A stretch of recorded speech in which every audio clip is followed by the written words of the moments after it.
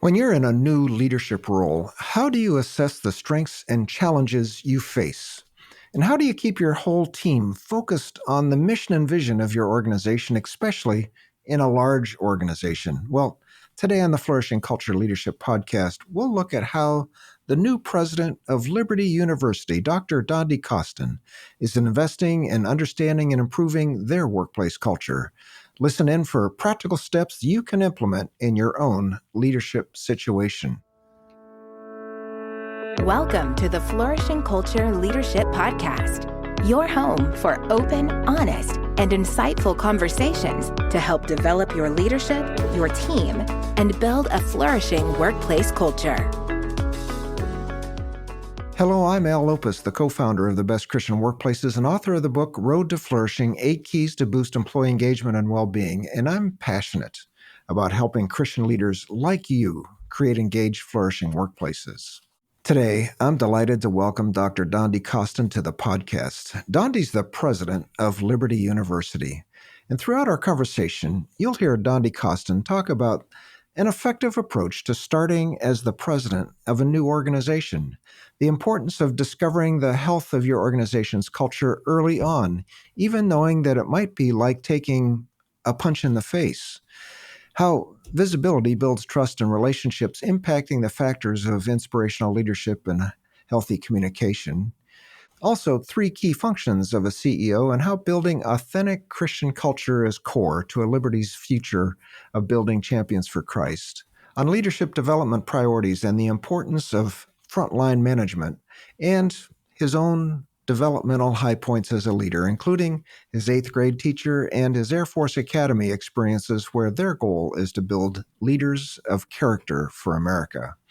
I think you're going to love this interview with Dr. Dondi Costin. But before we dive in, welcome to a new episode brought to you by the Best Christian Workplaces. Are you ready to explore the true spirit of your organization? With our employee engagement survey, you're not only measuring metrics, but you're unlocking the potential of your workplace.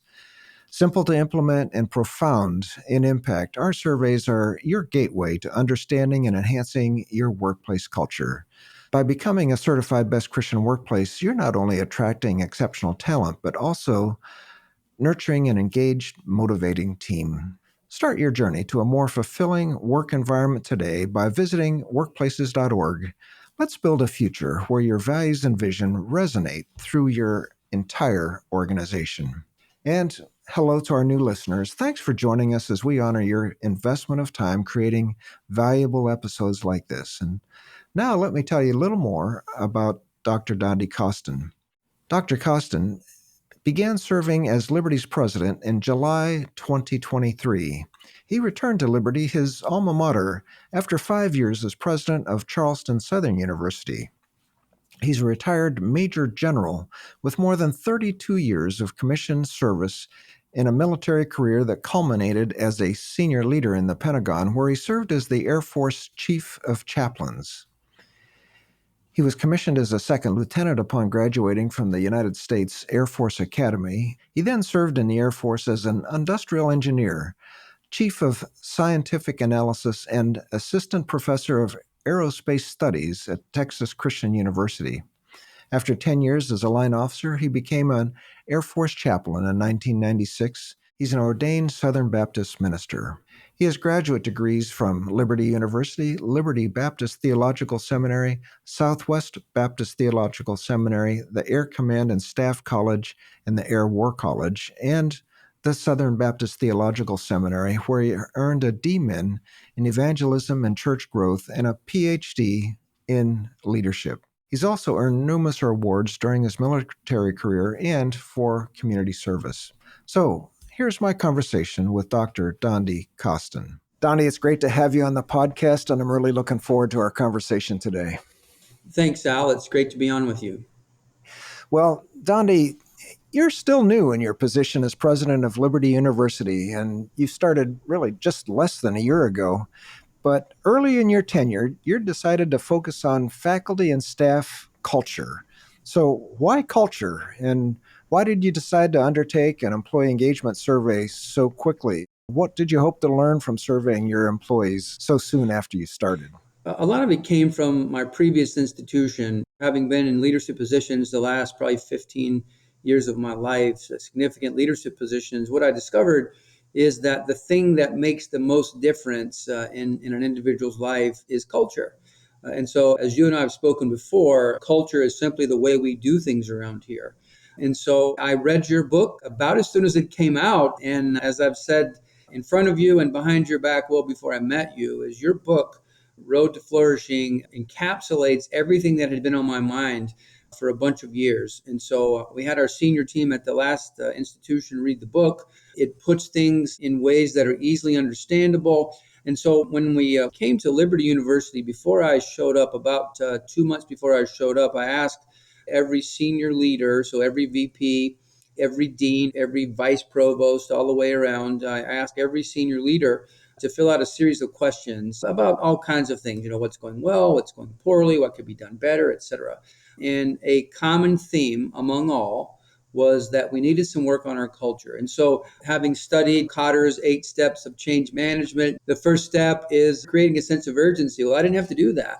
The sense of urgency was already there. And as a new guy, it gave me a great opportunity to, without having to wait for a strategic plan, it gave me the opportunity with our senior team to say, yeah, this is something we can work on now, and there's no need to wait. And so that's what drove it. And we appreciated the fact that you had written the book and your organization had done this all across the country. And so, because it was data based and certainly data informed, it spoke volumes to our faculty in particular, but also the rest of us, to know that this isn't just some sort of fad we're doing. It's something that we must do, and it's something that everybody knew that they wanted to do and needed to be done. And so that's kind of how we got into it. And I'm grateful for all of the above. Yeah. Well, Dondi, committing to an employee engagement survey definitely gives a new leader a baseline view of the workplace culture. You started right off with that. And in fact, even though it was your first year, there seemed to already be some built in momentum in the results. And one of our questions is, over the past year, Liberty University has changed for the better, and that showed very positive results. So, are there a couple of focus areas that came out of the survey that you're going to focus on? What are some of the specific steps that you and your leadership team are implementing to address issues that you discovered through the survey? We all need help in every area. And so we could have done the whole model. And to some extent, I'm sure we will along the way. There are going to be some marginal and collateral benefits that come along the way. And so we look forward to those. But we also knew that we needed to focus on a couple of major factors just so we could at least start eating the elephant, 2 very large chunks at a time, but very critical ones. And I've so appreciated the humility and the willingness of our senior team to take a punch to the face, if you will. And so I said to them very early on, I said, hey guys, we're going to do this. I've been doing this long enough now to know that it's not going to be pretty. It almost never is. And otherwise, there wouldn't be the sense of urgency that we have. But we're going to do it because we need to do it. And we need to demonstrate to our colleagues that we, as senior leaders, we want to be held accountable. We want to do the things that God's called us to do. We want to have a culture that is God honoring and Christ exalting and is good for faculty and staff, because the healthier our culture is for faculty and staff, the better it will be for students. And so, what came out of our initial study and the things that we're focused on are inspirational leadership and healthy communication. And so, as you know, having done this a long time now, Al, our colleagues were very specific. They were very helpful. We asked them for input and they didn't hold back. And so, again, what I told our senior team from the very beginning, I said, this is not a grade. We're not grading you. Your job is not dependent upon this. So please don't feel like if this doesn't go well, your job's on the line, because it isn't. We need a baseline. This is our baseline. Now, from this point forward, we're going to have, good insights. We're going to have help. Best Christian Workplaces Institute's going to help us out. They're going to point us in the right direction. We're committed to this. And I think one of the points I've made over and over again is I'm not going to grow tired of this. This is not a once and done. This is not smoke and mirrors. This is not anything to get us through the honeymoon phase, which any leader in the first year is going to be in. This is something that we're going to do. And so we've baked it into our strategic plan. We've made it one of our major factors. And so we have an acronym that will be revealed shortly. that's based on, the mascot of our university. But right in the middle is an A, and the A is authentic Christian culture. And so everything will sort of revolve around that. Our founder, Dr. Falwell, used to say, if it's Christian, it ought to be better. And we've added a corollary to that that says simply this: if it's Christian, it ought to be Christian. And so we can't say that we are training champions for Christ in our students and not be committed to living our own lives as champion for Christ, and getting along with each other and holding the standard high and being bold and appropriately risky and all of those things. But it has to happen in a way that our culture is reflective of the fruit of the Spirit. Yeah, and you've picked a couple of areas, Dondi. What areas are those that you're going to be focusing on this year? Yeah, we're focused on inspirational leadership and healthy communication. And so a couple of weeks ago, I briefed the results of our focus groups. And so, we did the survey that came out, and I briefed those results 2 or 3 months ago. And then from that came a little deeper dive based on the two major factors that our campus community felt like we needed to focus on, those being, again, inspirational leadership and healthy communication. So, with your team's help, our human resources team put together a series of focus groups that was highly representative across the campus. And these focus groups sort of dove deeper into inspirational leadership and healthy communication. And for all intents and purposes, the questions asked: what would it take for you to rate our university strongly agree, to the factors related to healthy communication and inspirational leadership? And so, again, the thing I've appreciated about our faculty and staff, and the thing I thanked them for a week or two ago, was that they were open, honest, transparent, and I appreciated that. And again, not everything they told us was easy to hear, but that's the way it goes, and that's really the only way you get any better.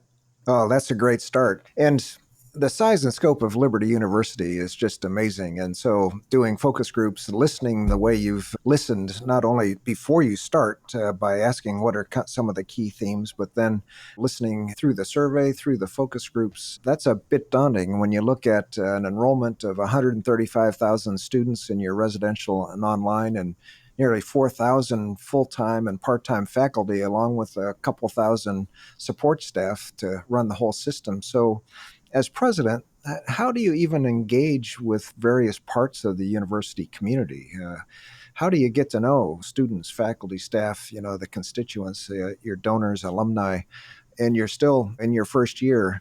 I'm sure it's like drinking through a fire hose. But yeah, what are some of the ways that you're already doing it and planning to connect with those groups?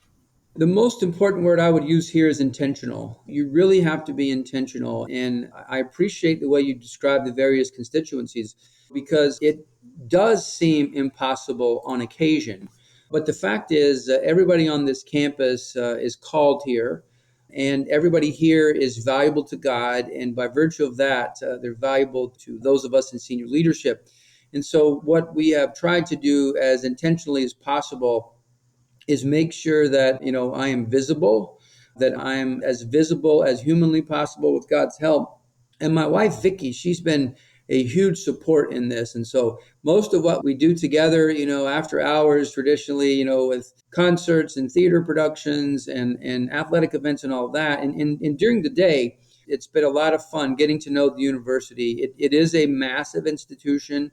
And the benefit that we have here is that the talent that has been attracted really through the decades to Liberty is incredible. And I've found a very real hunger for us to have the kind of culture that would be honoring to Christ. And again, several times a week, people come up to me and they thank me on behalf of everybody else, for tackling the hard problems, for not pretending like they don't exist, for being willing to, as I said earlier, take a punch in the face in the most figurative of senses, but still, take a punch in the face that is necessary for us to get better. And that's really my job. In the inauguration address that I was blessed to give back in October, I said that a leader has three primary functions, and then I assume these functions as my own. And these are, first and foremost, to be a minder of the mission, to make sure that we never lose sight of what our mission is. And a university has every opportunity to be subject to mission creep and all kinds of other things. And in our case, We are a genuinely, legitimately Christian university. We talk about training champions for Christ, and that's exactly what we do. So the first is minder of the mission. The second is keeper of the culture, being with people, hearing what's on their minds, being available, being accessible as much as I can be, and hearing what people have to say, and then acting on it as best I can. And so, minder of the mission, keeper of the culture, and then the third one is steward of the strategy. And so, these three things obviously all go together. And I have 1,000 things that I have to do, but the three things that only I can do are be a minder of the mission, a keeper of the culture, and a steward of the strategy. And so, those are the things I focus on primarily. Now, Dondi, I've heard many people say the hardest job in Christendom is to be the president of a Christian university. But having clear priorities, like you've just described, certainly helps prioritize your time. Well, let's talk about another topic, and one that you're probably just starting to get involved in, and that's leadership development and investing in your leaders. And being visible is certainly one way to get started on this, but you have a large faculty and staff. So while top leadership sets the tone, you need leaders, you need managers, you need supervisors at all levels of the organization, and to be sure that they're all pulling in the same direction. So, are there some specific ways that you and your executive team are equipping leaders for the demands of their jobs and to help steer them to be working in the same direction? Yeah, in fact, that's one of the major things that came out of the focus groups as an extension of the survey. And so the message we heard loud and clear, messages we heard loud and clear. The first of those was, hey, certainly the VPs and above, you need to be more visible. And one of the things they said is, hey, we see the president, we see he's out there, and social media helps with that. But we need to see more of vice presidents. And my response was, listen, I'm the new guy and I'm doing the listening tour. Any leader would have come and in the first year been very visible. All right. So this is, I hope I can sustain it, but this is all part of the intentional strategy that we're doing. And Al, it's easy to get in a rut and a routine and to lose sight of the big picture. And so I hope to maintain my intentionality along those lines. But one of the things that we have committed to with senior leadership is just something as simple as what's been called lunch with leaders. Now, it doesn't have to be lunch, but we're going to, on a fairly routine basis, force, I'll use that word myself, force the vice president to meet routinely with a representative sample of their organization, their sub-organization. And the point we often make here is that, yes, the president has a key role in organizational culture, but a large organizational culture is really an aggregation of all the microcultures that are part of the institution. And if the vice presidents and the other, I'll use military language here, the other subordinate commanders aren't doing the same thing, aren't buying into the culture thing, are sort of saying, that's a senior administration thing, we're not into that here, we have too much work to do, then you've lost the battle from the get-go. So that's the first thing, is making sure that our leaders are appropriately coached. And so we'll provide some of that, but mainly it's a focus on visibility, which we think clearly will help communication as well. The second thing is focused on those frontline leaders, to your point. And there was a sense among our colleagues and our teammates across the campus that while someone might have been really good technically in their job, it doesn't mean that when they begin supervising an organization, the sub-organization in the university, that they're going to be any good at that. And so one of the things we're committing to is that the university is going to develop a fairly robust, certainly first supervisor training course, but then making sure that everybody up and down the chain has regular and routine leadership development opportunities. And again, it's the challenge that we all have. We say sometimes of ourselves and sometimes of those that we promote to the next level, hey, they were really good at level one, they'll be great at level two. Well, a lot of times we presume and we don't do them any favors, nor their teammates any favors, when we don't provide them the development that they deserve and that their colleagues need them to have. Well, I love the focus on visibility because what that does is that improves trust. You need to see people and know people in order to trust them. And when you've got higher levels of trust, then you really begin to see people working together in the same direction. That's fantastic. And then, of course, you've heard and we've said many times people join organizations and they leave managers. And yeah, oftentimes, and managers will be promoted because of their technical skills, not necessarily because they're good with people. So, yeah, great steps to take. Well, this is one of the things I loved being on campus and seeing how this works. And that is that your mission at Liberty University is to train champions for Christ with the values of knowledge and skills essential for impacting tomorrow's world. And in open ended comments in the survey, we did see the focus on training champions for Christ is motivating to your faculty and staff. And actually, one of our staff members is one of your faculty, and he says, yeah, I'm motivated by this, your adjunct faculty. So how do you lead your team so that people can connect their day-to-day responsibilities with the mission and vision of the university? Are there some practical steps that our listeners can implement themselves that you regularly enforce to reinforce the mission? I think the most important element of this is talking about it all the time. And so that's the thing that we try to do as often as possible. It is among the hardest parts of the job, because if a person is a groundskeeper, for instance, and they come to work and all they ever think is, well, man, I just cut the grass, or well, we try to relay to them stories of, and this happens all the time, stories of guests, prospective students, outside guests, others who come, and they just rave about the quality of the facilities, but also the quality of the landscaping. The fact that you walk onto this campus, you do sense the Spirit of God. But you also see that, again, what Dr. Falwell said is true. If it's Christian, it ought to be better. But somebody has to tell that grounds worker that what they do makes a difference. And we do that because when we hear from guests who talk about and rave about the quality of the grounds, we let the grounds workers know. And I do that sometimes publicly in town hall meetings. In my first town hall meeting, I commented on and mentioned the names, for instance, of two of our cleaning staff who've been here a long time. And so I mentioned their names. I just said publicly how just in awe I am of how clean the hallway is. You come to any building on this campus and you'll be blown away. And that doesn't happen by accident. And so later I was told by several around me that one of the ones that whose names I mentioned, she was treated like a rock star for a couple of weeks, because people said, oh, the president mentioned your name.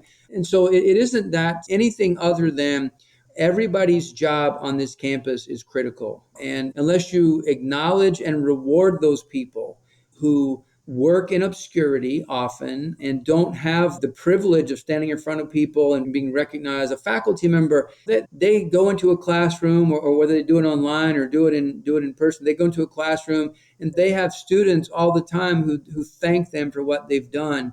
But what about a back office accountant, or again, a grounds worker, or part of the cleaning staff? Those are the ones that really make the university go. And so keeping it in front of people what the mission is and telling stories of their colleagues who have made a difference, I think that's really the only way to do it. And the innovative part has to be finding new and innovative ways to recognize those performers, those colleagues, in ways that will make a difference, not just for them, but be motivating for others as well. Well, Dondi, when you invited me to speak to the faculty and staff, you had asked every one of the grounds workers who had helped shovel the snow. The one day that you had snow, you asked them to stand up, and they received an ovation for coming and working to do that job. And you connected it so well to the mission and how them doing that enabled the rest of the organization to do what it needed to do. And yeah, that's a perfect example. And again, an example for our listeners of life-giving work, just to connect the mission to what people are doing on the ground. Just a fantastic example. So yeah, talking about it and creating stories and being able to link how what people are doing on the ground to the mission. Great examples.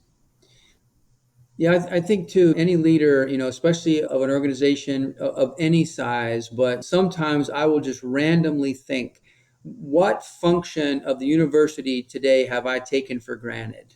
What function haven't I thought about in a while? And I'll try to make a special effort to either to pay a visit or to say something to their leader or send an email just so they know. And I think it's a good exercise in gratitude, if nothing else. I come to the campus every day and I realize I didn't build any of these buildings. I guess technically I'm building some now, but I'm not doing anything. I'm just watching them be built. And so almost everything that's happened here has happened because somebody else has done it. And from the first day I arrived until the day that I depart, whenever that may be, that will always be true. There'll be other people doing things that they'll be doing those things better than I could ever do them. They will know which processes are broken. And if I can have a conversation with them, or if their leader has a conversation with them, they will point out what's broken. And more importantly, they'll point out how to fix it. And so just maintaining those relationships, I think, is crucial to having an organization that is consistently getting better. Yeah. So for our listeners, what function have you taken for granted lately? And talk about it. I trust you're enjoying our podcast today. We'll be right back after an important word for leaders. Are you a leader searching for ways to enhance your organization's workplace culture and foster employee engagement? Well, we have just the solution for you. It's our proven Best Christian Workplaces Employee Engagement Survey for the Christian-led workplace. Picture this: your organization radiating with a renewed sense of purpose, where employees are excited to come to work every day. With our employee engagement survey, you'll gain powerful insights into the heart of your organization. Discover hidden strengths, uncover areas for improvement, and unlock the full potential of your team. But that's not all. By conducting the survey, you'll see productivity skyrocket, increased job satisfaction, and decreased turnover rates. Imagine the impact on your mission as your team unites around a shared vision, driven by purpose and fueled by a positive workplace culture. Your organization will become a beacon of light, inspiring others with its exceptional leadership. Don't wait any longer to create a flourishing workplace. Visit our website at workplaces.org and ask for the Employee Engagement Survey Sample Report today. Take the first step towards transforming your organization into a thriving, purpose-driven powerhouse. Together, let's build a workplace culture that honors God and empowers your team to flourish. Welcome back to my conversation with Dr. Dondi Costin. Universities are well known for experiencing factions between faculty, administrators, support staff. I'm sure you've heard that. Yeah, heard and lived it. Yes, exactly. Yeah. Well, you bring 30 years of military experience, retiring as a major general in the Air Force before coming to Liberty. In your military career, were there any specific or similar patterns that prepared you for bridging these divides on a college campus? Are there some lessons that you've learned in past experiences that have helped you to, and maybe even prepared you to lead a large organization like this with potential divides? Yeah, I think what you see on a university is mirrored almost identically in a military setting. And so I came from the Air Force. And so sometimes when I describe higher education to those who are in the military, I will say, listen, it sounds different, but it isn't. If you were to overlay an organizational chart for a military unit, an Air Force wing, the largest kind of Air Force unit, fighting unit that we have, an Army brigade would be an equivalent. If you were to take that organizational chart and overlay it on a university, you would find identical organizational structures. Now, the names might be slightly different. When I got to my first institution just out of the Air Force, I'd figured this out, I guess. And so when people would begin talking to me using higher ed language, I would say, now tell me again in English words what you do, actually do. And they would tell me what they did. And in my mind, I'd say, oh, okay, that's an XYZ in the Air Force. And that'd be like, okay, now I understand. But really, it's identical. And so I sometimes half jokingly say that the faculty are kind of like the fighter pilots. In the Air Force, the faculty are the fighter pilots. You can't have an Air Force without fighter pilots. You can't have a university without faculty. And the same for students. So what I discovered, the best preparation that I had to be a university president was being a chaplain in the Air Force. because a chaplain in the Air Force isn't in a stovepipe if they're doing their job well. A chaplain in the Air Force, the job is to be visible and find your way into every single subordinate unit for the sole purpose of listening to what the challenges are so you can advise commanders up and down the chain of command how to make things better. And so it probably would have been different if I'd come from a particular stovepipe, but chaplaincy prepared me very well to realize that we have to build bridges among the silos, and that's hard. It's easier said than done, quite frankly, as you know. But having a sense of, my job is to be a roamer. I should roam around. I should manage by walking around. I should listen well. I should not be stuck in my office all the time. I jokingly say, for those who are stuck in your office sometimes, and I have these days, and so do you, is that there are days when all I get to do is send emails for Jesus. And that's good. They have to be sent, but it's not nearly as important as the other stuff. And that I think is true. So it's a focus on mission and the ability to see that the dots have to be connected, and they can be connected with leadership and communication. That's a great background and a great description. I like that. Yeah, building bridges. And you have to be out there and understand what the issues are in order to be able to listen and advise. Yeah. So you've recently completed an adjunct faculty survey, and I know the results are just fresh, and I'm not sure if you've had much time even to process them yet, but life-giving work came up over and over again as a top area for adjunct faculty, and it's encouraging to see that this missional motivation is really a key. It's for your adjunct faculty, it's not just a job, it's not just a paycheck, it is motivational. So they have an influence clearly on the overall quality of the education that you offer your students along with the regular faculty. Are there particular challenges or ways that you see how to engage adjuncts? In many of our organizations, these would be other like part-time employees. But what are the challenges you see to engage adjuncts in your large institution? Yeah, I was pleasantly surprised to see that among our adjuncts, and as it was explained to me, because there had never been a survey of adjuncts, at least with your organization, we had to work together to find a way to do it. And now we could not survive. No university today could exist and survive without adjuncts. And so, first of all, there's a sense of appreciation for what they do.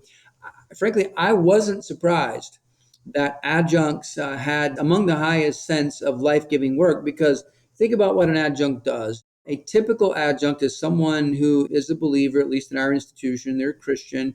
They are doing some other job. They're not faculty full-time, or they wouldn't be adjunct in most cases. And they decide that they want to give back and use their skill set, their experiences to students. And so the sense that that set of adjuncts experience life-giving work is no surprise at all to me. And to some extent, they're able to, instead of coaching a baseball team or something, they're like, hey, we're going to influence students. And so that's their service to God, to God, and I would say God and country in that way. And so to some extent, they have an advantage because they don't get so much stuck in the mire of university politics and, all those kinds of things. On the other hand, it's one of the hardest groups to stay into contact with because, again, they're not here. They generally are other places. They are greatly devoted to their students, but they also have lives. They have jobs and families and other things that are their full-time job. And so having them feel like they are completely connected, I think most universities would say, and most adjuncts would say, yeah, life-giving work is high, but, I'm not getting rich by being an adjunct professor. And so, but for most of them, it's not the case. It is harder if you have adjuncts who are, their sole job is trying to get enough classes. Sometimes it's multiple schools, get enough classes together to make a living. So it's good on one hand, life-giving work. It's sometimes difficult in terms of compensation, but every college has the same challenge. And so as we talk about rewarding compensation in our strategic plan, that'll be something clearly that we'll be looking into as well. That's great feedback. And I'm glad you're listening and focusing on adjunct, especially that's such a big part of your work. But that's just an example, Dondi. And as I've observed you, watching you on video as well as seeing you in person as you interact with your faculty and staff, I'll say I think you're a remarkable leader. And in the course of the conversation, we haven't really had a chance to delve into your formation as a leader. And I think our listeners would be very interested in, what are some of the experiences and growth opportunities that you've been through to kind of get to your current sphere of influence as a leader? And as I talk with leaders who are committed to growing in their leadership and to shepherding the flock well, I'm interested in learning how they've gone through their season of leadership. So share some of the few reflections that you might have that has influenced your own growth as a leader, and what are some of the catalysts perhaps along the way that have helped to equip you to spur you on to growth as a leader, Dondi? I was thrust into leadership positions in high school, and they were positions I didn't want. I was afraid. I didn't have a lot of confidence. And so I think the first thing is I think back to all those coaches and teachers, pastors, and others who said to me in so many words, "Hey, God's got this." All right, man. So I know you're scared. I know you're afraid. I know you don't have a lot of confidence.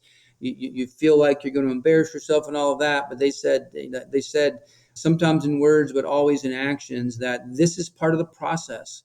So I think the first thing is recognizing that, the old question, are leaders born or are they made? Well, the answer is yes, they're born. Every leader is born. And so the fact that they can be made, that development happens, and God uses education and experiences and mentors and coaches and teachers and others to make that happen. And so that's the first thing. The second thing is that I went to the Air Force Academy just because I didn't know what I was going to do. All right, so God opened the door, and I think being immersed in an undergraduate education, that they taught you from the very beginning that the purpose of the institution is to build leaders of character for America. And so it took a while to catch on. It took a while for me to find my niche, but having sort of been baptized in that crucible from the very beginning was a big help. The other thing that comes to my mind is I had an eighth grade teacher named Mrs. Newsom. And Mrs. Newsom, I don't recommend her teaching style, but it worked for me. What Mrs. Newsom would do is at the end of every graded event in the eighth grade, she was social studies and English. At the end of every graded event, she would have everybody collect their things from their desk, stand against the wall. She would have a stack of papers in front of her, and she would reseat the class from highest grade to lowest grade. And she did it every single time. And so she would say to me in so many words, because I was comfortable in the middle, I was comfortable there. And she would say to me, if you just worked a little harder, if you studied a little bit longer, if you focus on the task, you could sit toward the front of the class. And I wasn't interested really in sitting in front of the class, but I said, okay, I'm going to give this a go. And so what I found is that if I followed her advice, that the closer and closer I got to the front of the class, and that's exactly what happened. So I think about Mrs. Newsom. She's long with the Lord now, but I think about her often. And again, I don't recommend her style, but I do say that for me, her style worked because I needed somebody to challenge me and to let me see that I wasn't living up to my potential. And I think when it comes to leadership development, that's a key factor. I also realized in the Air Force, as soon as I began to supervise people, I realized that I did not have the skill set I needed, and that all the good ideas I thought I had when I was the second in charge, that if I ever became the leader, that I was going to fix things and it was going to be easy. I discovered it isn't. So I did a lot of reading. I got a couple of graduate degrees in leadership because I knew I needed the help and I could practice it every day. And so the old saying, I think, is true: when the student is ready, the teacher will appear. And so I had to get myself to a point where I realized, if you don't, to myself, I said, if you don't get your act in gear, if you don't read more, if you don't study more, if you don't put yourself out there, if you don't take risks, if you don't do hard things and take care of people along the way, then you're never going to be the kind of person God wants you to be. And one of the first leadership lessons I ever learned in the Air Force was the one that I think about often, that it's this: if you take care of the people will take care of the mission. And so some people are too mission focused, they forget about the people. Some people are too people focused, they forget about the mission. And so there's this balancing act that you have to do. But if you take care of the people, they'll take care of the mission, I think is abundantly true. What a great background. And I'll have to say, having grown up in the marketplace, I never really heard, well, I began to understand as I talked with other military leaders that how character was part of the development in the military. And in workplace, character isn't described as much. So that's a one differentiation I noticed right away. But yeah, I love the when the student is ready, the teacher will appear. And Dondi, you mentioned you were taking online courses. You were full time going through the ranks of the Air Force, and you were taking online courses to improve your education. Yeah, I took online courses. I read books. I read articles. I tried to take in residence courses when I could. I'd go to seminars, all kinds of things, because, again, I knew I wasn't the leader that those who were cursed with me as their leader deserved, and so that was always my perspective. And so the same is still true. I try to get better and better every day. Well, Dondi, this has been a great conversation. Thanks so much for your time. I just thinking back, I love the way you focused on listening as you started a new role. You listened to people as you even invited them to answer questions before you started, and then you continued to listen and begin to act on what you heard. And one of the things you heard was that culture needed to be boosted a bit, and you began working on that right away. You've created A for authentic Christian culture at Liberty University. That's one of the themes that you're going to be focusing on, as well as the part of inspirational leadership and healthy communication. And one of the ways that you really plan to connect with your constituents is to be visible and to do that with your wife, Vicki. And we've met Vicki, and she's just a delightful person and a great great wife to have at your side. Or maybe you're at her side. Yeah, that's right. That's right. You know, the three functions of a leader, the way you're doing leadership development and clearly focusing on the development of frontline supervisors, how to reinforce the mission throughout a large organization, and how you've grown as a leader. This has just been a great conversation. Let me ask you, Dondi, is there anything you'd like to add to what we've talked about?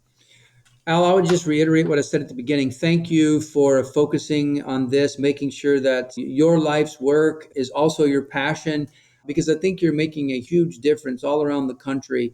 And again, your book has been a game changer for me personally, as well as, those teams I've had the opportunity to lock arms with and move forward. So I'd recommend for anybody, frankly, I've recommended your book thousands of times, I guess now, that it is the best book from my perspective on the topic. It's certainly one that puts the cookies on the lowest shelf, but does so in a practical way, and so that's the thing about your book that is so compelling and so helpful. And I appreciate you doing that. Thanks for what your organization is doing to help ours, and I look forward to seeing how the Lord uses both of ours to advance his kingdom. Well, Dondi, thanks so much for your contribution today. And most of all, I appreciate your commitment to excellence and integrity in Christian higher education, to train champions for Christ, and to invest in the next generation. So thanks for taking your time out today and speaking to the lives of so many listeners. God bless you, Al. Thanks a bunch. Thanks so much for listening to my conversation with Dr. Dondi Costin. I hope you enjoyed it as much as I did. You can find ways to connect with him and links to everything we discussed in our show notes and transcript at workplaces.org/podcast. And if you have any suggestions for me about our podcast or have any questions on flourishing workplace cultures, please email me, al@workplaces.org.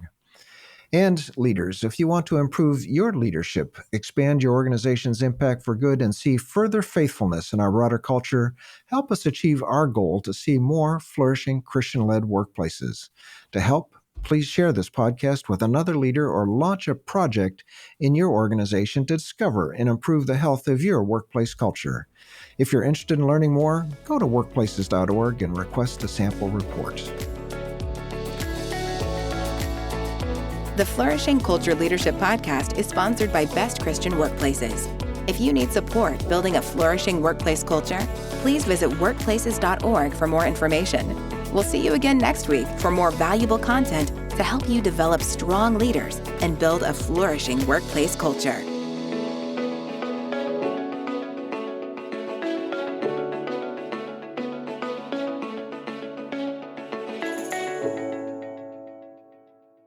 Join us next week as we talk with Ezra Benjamin of Jewish Voice Ministries.